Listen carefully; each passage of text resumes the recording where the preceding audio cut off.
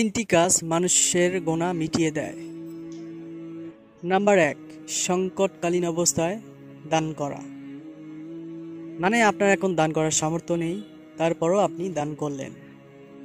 এই দানের বিনিময়ে আল্লাহ তাআলা আপনার গোনা মাফ করে দিবেন ইনশাআল্লাহ। 2 নাম্বার, প্রচণ্ড গরম, এই গরমের ভিতরে আপনি রোজা রেখেছেন। এই রোজা রাখার কারণে আপনার গুনাহ সম্পূর্ণ মাফ করে দেবেন ইনশাআল্লাহ। নাম্বার 3, প্রচণ্ড শীতকাল চলছে, এই শীতের ভিতরে আপনি কষ্ট করে উজু করে নামাজ পড়তে যাচ্ছেন। এই উজুর বদলে আপনার গুনাহগুলো মাফ করে যাবে ইনশাআল্লাহ।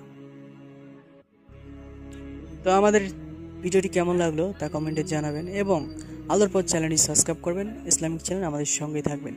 ভিডিওটি লাইক করবেন এবং শেয়ার করবেন অবশ্যই। আল্লাহ হাফেজ, নেক্সট ভিডিওতে আবার দেখা হবে।